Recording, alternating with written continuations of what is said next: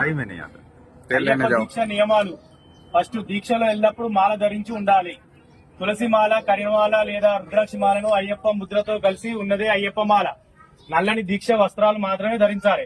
కాషాయ రంగు వస్త్రాలు ధరించరాదు. నిత్యం సూర్యోదయానికి ముందు, సూర్యాస్తము తర్వాత చన్నీటి తలస్నానం చేయాలి. విభూది, చందనం, కుంకుమతో నుదిట బొట్టు ధరించాలి. పూజ సమయంలో భిక్ష తీసుకునే సమయాల్లో చొక్క ధరించకూడదు. స్వాత్వికాహారం ఒంటి పూట మాత్రమే తీసుకోవాలి. రెండో పూట అల్పాహారం చూచిగా స్వీకరించాలి. పాలు, మజ్జిగ, పండ్లు తీసుకోవచ్చు. ఉదయం మిర్చిలు, బజ్జీలు, గారెలు తినరాదు. తాంబూలం, ధూపాదం, మధ్యాహ్నం జూదం వంటి దురా అలవాట్లను విడిచిపెట్టాలి. కఠిన బ్రహ్మచార్య పాటించాలి. చాప, దుప్పటి వేసుకుని నేల మీద నిద్రపోవాలి. మంచంపై పడుకోవడం, కూర్చోవడం పనికిరావు. శూరకర్మ చేయించుకోకూడదు. గోళ్లు తీయకూడదు. పాదరక్షలు ధరించరాదు. మూత్ర విసర్జన తర్వాత కాళ్ళు, చేతులు, కాళ్ళు, పెదవులు శుభ్రపరచుకోవాలి. చూచిగా ఉండాలి.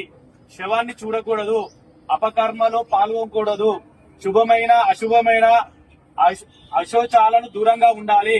అటువంటి వారిని చూసినప్పుడు తలస్నానం చేసి శరంఘోష చేయాలి. శాంత స్వభావం కలిగి ఉండాలి. అధిక ప్రసంగం చెయ్యరాదు. గొడవలకు దూరంగా ఉండాలి. దీక్ష కాలంలో ఏమైనా అనుమానాలు వస్తే గురుస్వామిని సంప్రదించగలరు. కన్యస్వామిలు విన్నరా? కన్యస్వామిలు ఉన్న వాళ్ళు ప్రతి ఒక్కరు ఈ 41 రోజులు బయట ముచ్చట్లు మాట్లాడకూడదు. మళ్ళీ పొద్దున్న సాయంత్రం స్వామియే శరణమయ్యప్ప, ఓం మణికంఠాయ నమః జపిస్తుండండి. మీరెంత సేపు జపం చేస్తే అంత మంచిది.